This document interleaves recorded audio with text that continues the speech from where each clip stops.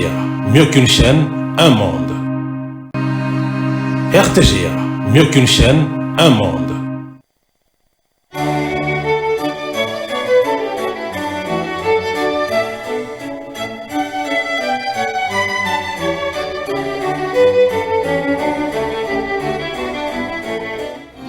Ce journal vous est offert par Tango Protection.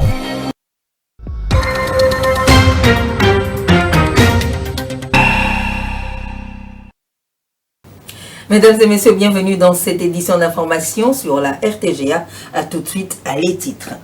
L'initiative du dialogue initiée par l'ancien président sud-africain Thabo Mbeki, mal placée selon le gouvernement congolais. Patrick Muyaya, porte-parole du gouvernement, estime que c'est une main mal placée pour prétendre contribuer au retour de la paix en RDC. Aucun inconvénient pour la Mouka qui participera à ce forum de haut niveau qui sera consacré à la résolution des conflits dans la partie orientale du Congo démocratique.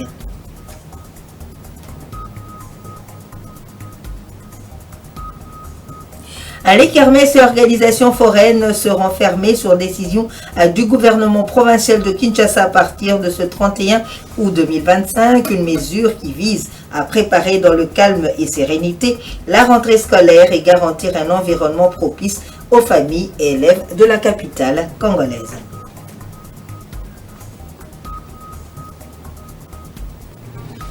Lancement ce 29 août 2025 de la semaine de l'allaitement maternel, dans la province du Haut-Katanga, et c'est sous le thème priorité, l'allaitement, créer le système de réseau de soutien durable qu'a été lancée cette activité.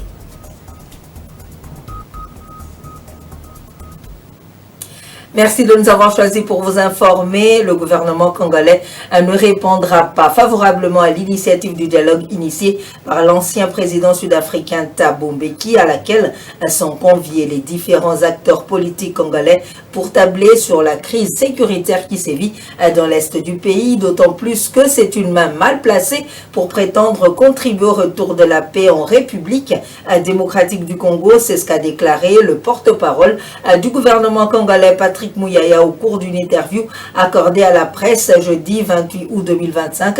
De l'avis du porte-parole du gouvernement, les propos de Thabo Mbeki traduisent une méconnaissance de la crise actuelle marquée par l'agression du Rwanda et la gouvernance criminelle du M23 et ne sauraient constituer une piste crédible de sortie de crise. Suivez le porte-parole du gouvernement.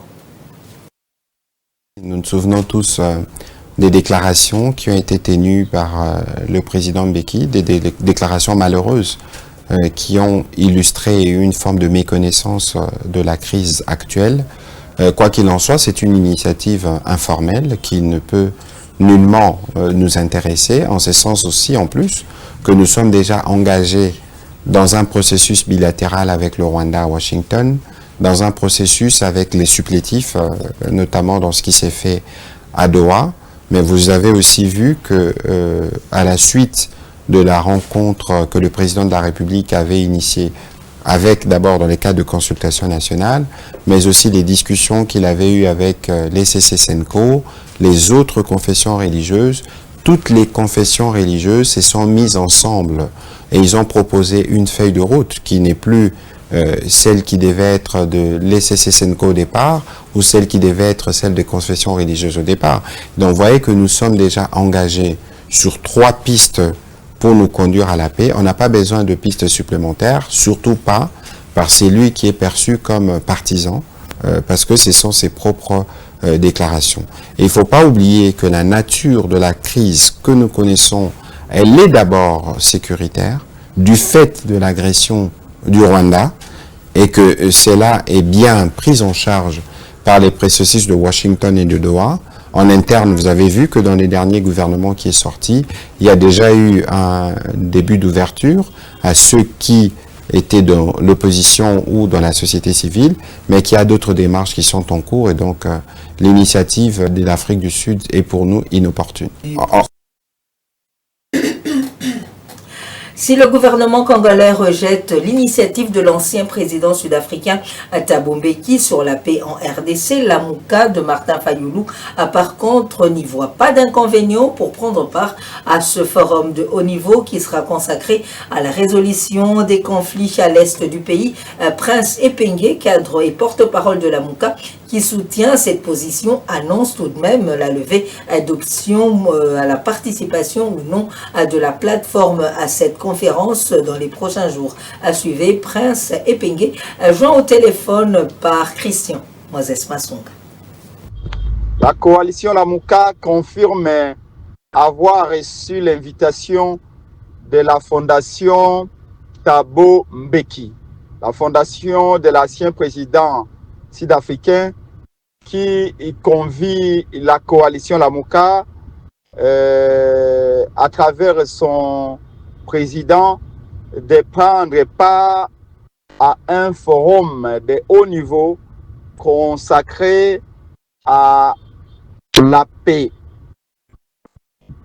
à la recherche des voies et moyens pour parvenir rapidement à une paix certaine au Congo.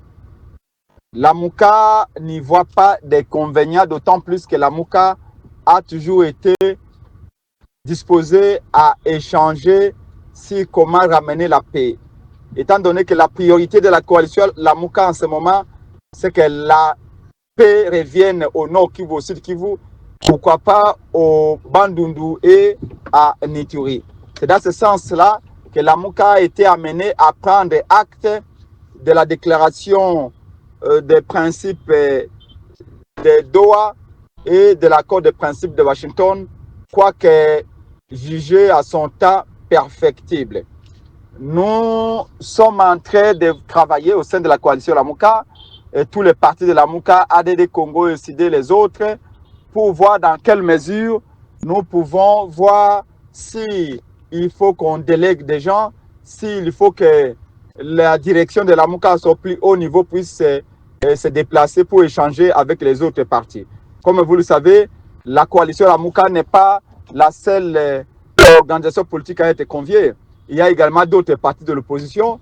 Les gouvernements également, à travers ces représentants, ont été conviés. Et pour l'instant, nous n'avons pas encore définitivement levé l'option, mais est-il que, en dépit de toutes les considérations qu'on peut avoir envers Thabo Mbeki, c'est une fondation qui convie les gens. Et si c'est pour le Congo, si c'est pour l'intérêt du Congo, si c'est pour la paix au Congo, nous voyons dans quelle mesure répondre favorablement. Et si nous voyons que la finalité n'est pas très claire, eh bien, nous vous le ferons communiquer. Pour l'instant, la Mouka est en train de délibérer par rapport à cette invitation. Le moment viendra où nous vous mettrons au courant le plus vite possible si la réponse qu'on peut réserver à cette invitation qui nous est parvenue depuis 2 semaines. Et l'Union sacrée de la Nation tient ce samedi 30 août 2025 à Kinshasa à son 2e congrès. À l'ordre du jour figure à l'adoption d'une nouvelle charte, l'examen d'un règlement intérieur révisé et la réorganisation interne de la plateforme du chef de l'État. Cette rencontre intervient après une série de concertations autour du président Félix Tshisekedi, notamment la réunion du 14 août avec les membres du Présidium. Au Maniema, le bureau de l'Assemblée provinciale va fonctionner sans la présence de ses membres jusqu'à la fin du séminaire organisé par le ministère de l'Intérieur, Sécurité Affaires coutumières. Le directeur administratif va expédier les affaires courantes jusqu'au retour des élus du bureau. D'autres précisions dans ce reportage de Roger Ebolindanzenga, notre permanent depuis Kinda. Le bureau de l'Assemblée provinciale du Maniema s'est vidé de la totalité de ses membres ce vendredi 29 août 2025 pour se rendre à Kinshasa sur invitation du vice-premier ministre et ministre de l'Intérieur, Sécurité et Affaires coutumières, Shabani Luko Bango Jackman. Les conseils principaux des différents cabinets des membres du bureau de l'organe délibérant du Maniema se sont déplacés à l'aéroport national de Kindu pour accompagner les élus du bureau. Katumba Lukeleka François, qui était à la tête de la délégation des accompagnateurs, fixe l'opinion sur ce voyage inattendu des membres du bureau de l'Assemblée provinciale du Maniema. Les membres du bureau de l'Assemblée provinciale du Maniema qui sont invités à Kinshasa par le VPM afin de pouvoir prendre part à un atelier qui concerne sur la stabilisation des institutions provinciales. C'est ça l'objet de leur invitation à Kinshasa par le VPM. Je pense que la coordination du cabinet est dictée par les instructions que nous trouvons dans le règlement intérieur de l'Assemblée provinciale du Maniema. C'est ça la ligne de conduite, ou bien le boussole qui est en train de pouvoir nous guider tous. Comment est-ce que nous devons travailler et coordonner les activités de notre cabinet, côté du rapporteur de l'Assemblée provinciale du Maniema. Notez, l'organe délibérant va fonctionner sans aucun membre du bureau jusqu'au retour de ses membres invités à Kinshasa, déclare Katumba Lukeleka François, conseiller principal du rapporteur du bureau de l'Assemblée provinciale du Maniema, honorable Papi Omeonga Chopa.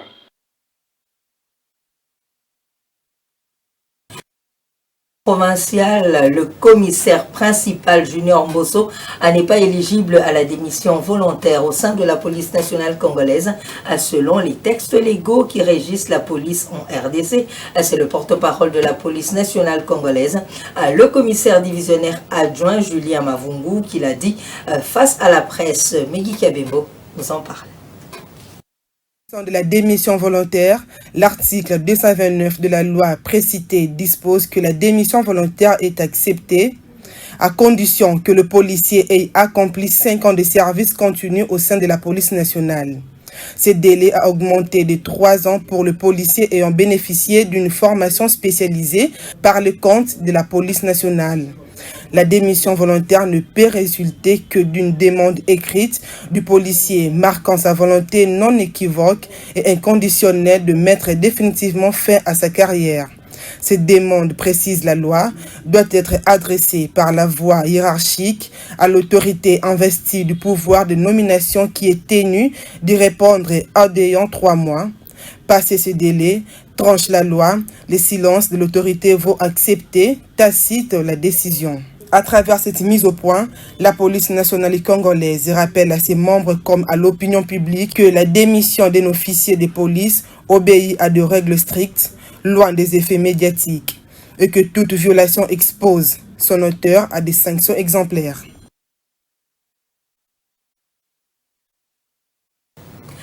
Le vice-premier ministre, ministre de la Défense nationale et des anciens combattants, a posé des actes forts dans la mission lui confiée par le chef de l'État de redynamiser les FARDC sur terrain au cantonnement de Tomenga, celui de Katako, en passant par l'hôpital militaire de Kindu. Il a financé d'urgence l'achat du matériel médical jusqu'au camp Makuta où il a dénoncé la spoliation du domaine militaire. Images et commentaires.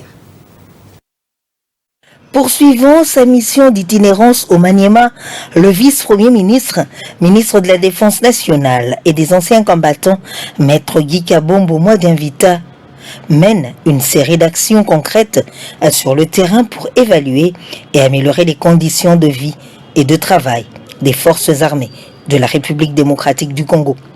Du cantonnement de Tomenga à celui de Katako, en passant par l'hôpital militaire de Kindu, le vice-premier ministre, ministre de la Défense nationale et des anciens combattants s'est attelé à financer d'urgence l'achat de matériel médical jusqu'au camp Makuta où il a dénoncé la spoliation du domaine militaire. Le patron de la Défense nationale et des anciens combattants a posé des actes forts dans la vision du chef de l'État, Félix Antoine Tshisekedi Tshilombo, bravant l'insécurité dans les zones sous influence des Wazalendo, où il a échangé directement avec la population, la rassurant sur les efforts du gouvernement pour le retour de la paix dans l'ensemble du territoire national. Il a également réuni les députés nationaux et les autorités locales lors d'un comité de sécurité élargi pour discuter sur les enjeux sécuritaires majeurs tout en poursuivant des consultations avec les forces vives pour une paix durable. Maître Guy Kabombo Mwadianvita est déterminé à moderniser les casernes en dialoguant avec les communautés, n'oublions pas la promesse qu'il a faite pour l'érection d'un hôpital militaire dans cette partie du Congo démocratique, en jurant pour le renforcement de l'ancrage de l'État face aux défis sécuritaires au Maniema.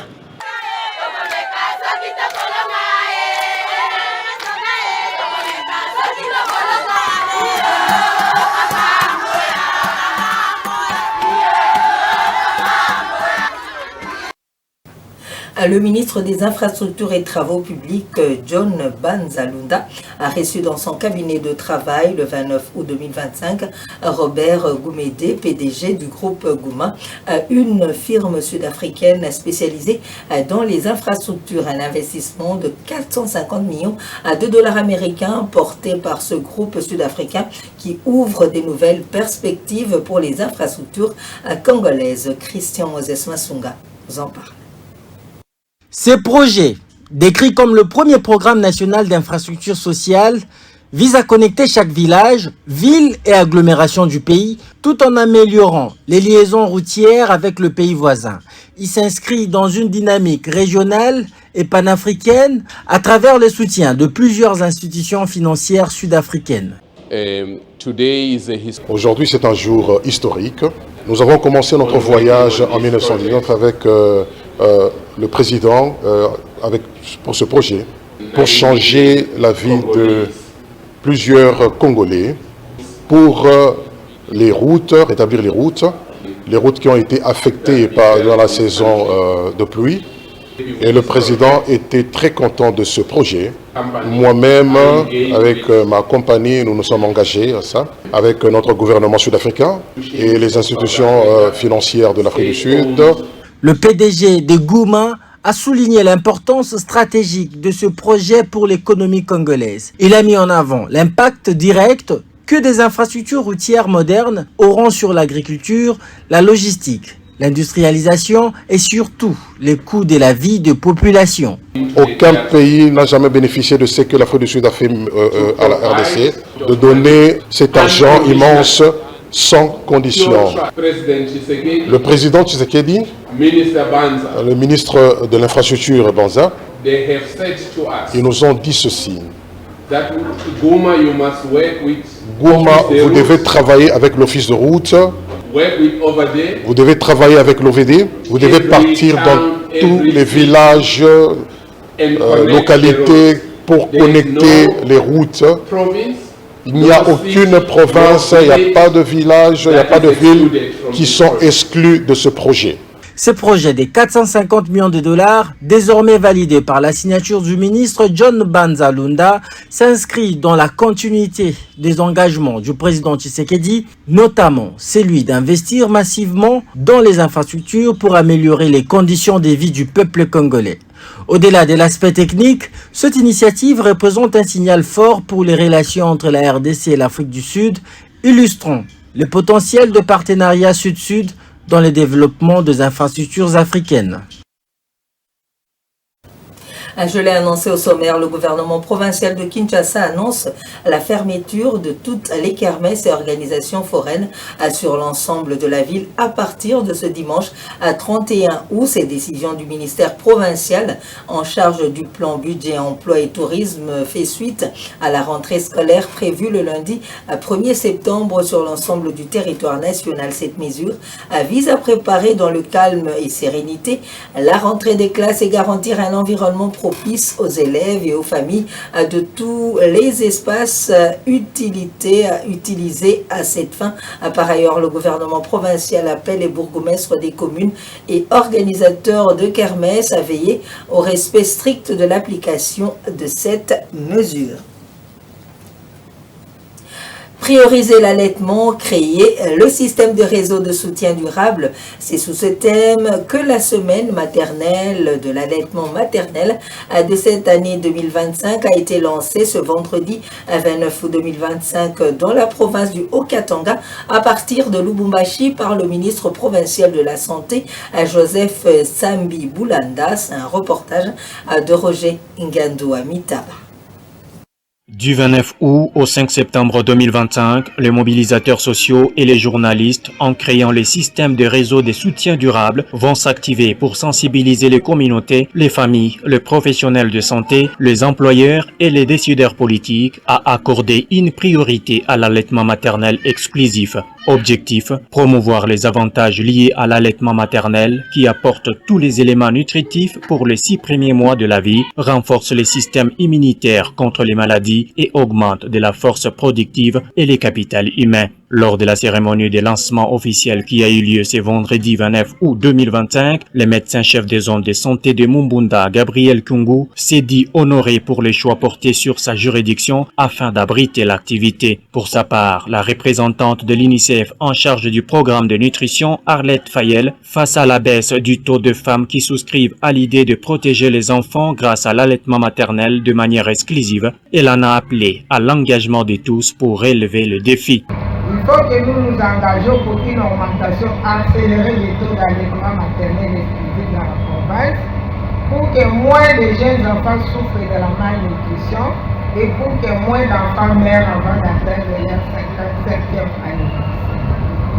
Pour les patrons de la santé en province, Joseph Nsambi Boulanda, tout en saluant les soucis de partenaires d'accompagner le gouvernement provincial dans la lutte pour la réduction de maladies infantiles et de la mortalité materno-infantile, il a sollicité l'implication de chacun pour sensibiliser en faveur de la réussite de cette vaste campagne. Ce n'est pas seulement une affaire du ministère de la Santé au travers de son programme national de nutrition, mais c'est une affaire de tous. C'est pourquoi j'en appelle aux organisations non gouvernementales, aux associations de défense des droits humains, aux associations professionnelles féminines et à la jeunesse d'apporter leur contribution par la sensibilisation et l'éducation. Signalons que la cérémonie a été précédée par une caravane motorisée sur différentes artères principales de la ville de Lubumbashi sous la houlette du coordonnateur de Pronanout au Katanga. Le calendrier des festivités marquant le cinquantenaire du combat du siècle Ali Foreman, désormais dévoilé à la République démocratique du Congo à travers le gouvernement et ses partenaires dans l'ambassade des États-Unis, d'Ivo et le ministère de la Culture sont déterminés à réécrire l'histoire pour permettre aux générations futures de connaître ce grand événement qui doit être capitalisé par la RDC dans sa coopération culturelle et sportive avec les États-Unis. Au-delà de la commémoration, ce rendez-vous s'inscrit dans la durée à travers la création de la King of Rumble League, une rencontre annuelle qui fera du Congo démocratique un carrefour de la culture, de la musique, de la boxe et du MMA. Images et commentaires. La République démocratique du Congo dans la fièvre des préparatifs du cinquantenaire du combat Ali Foreman. Un événement historique pris à bras-le-corps par les ministères du sport, de la culture et des arts, de l'Office national du tourisme, des représentants de la présidence de la République, de l'ambassade des États-Unis, autour d'une table déterminée à faire vivre cette rencontre pour permettre aux nouvelles générations de reconstituer les faits 50 ans après. Une réunion préparatoire achobeuse où Malika Mukubo, présidente du conseil d'administration de l'Office national du tourisme, a épulché les grandes étapes qui marqueront ce grand rendez-vous qui prend sa forme.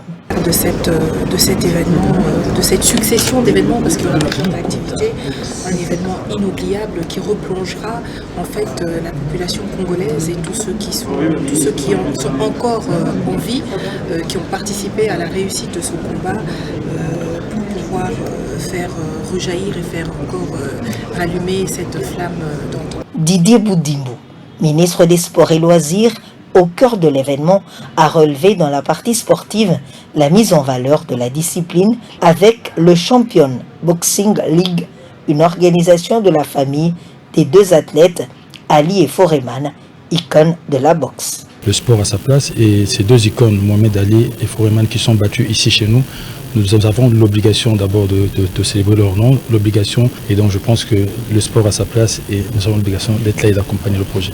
Cette organisation est portée par Divo Deo Kassongo, qui salue l'aboutissement de cet événement que le Congo démocratique doit pérenniser dans le cadre du partenariat entre la RDC et les États-Unis.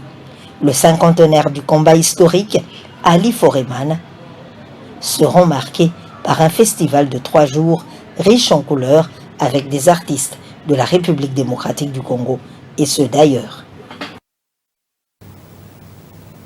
Voici les grands titres qui ont marqué cette édition d'information.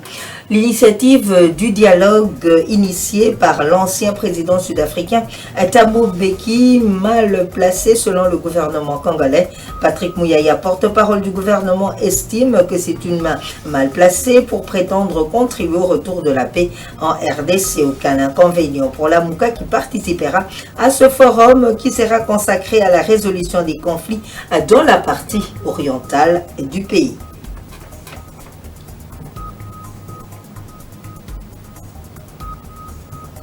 Vous l'avez suivi, les kermesses et organisations foraines seront fermées sur décision du gouvernement provincial de Kinshasa à partir de ce 31 août 2025, une mesure qui vise à préparer dans le calme et sérénité la rentrée scolaire et garantir un environnement propice aux familles et élèves de la capitale congolaise. Lancement ce 29 août 2025 de la semaine de l'allaitement maternel dans la province du Haut-Katanga, assez sous le thème « Prioriser l'allaitement ». Créer le système des réseaux de soutien durable qu'a été lancé à cette activité. Nous vous disons merci de nous avoir suivis et bonne suite de programme sur la RTGA. Au revoir. Ce journal vous a été offert par Tango Protection.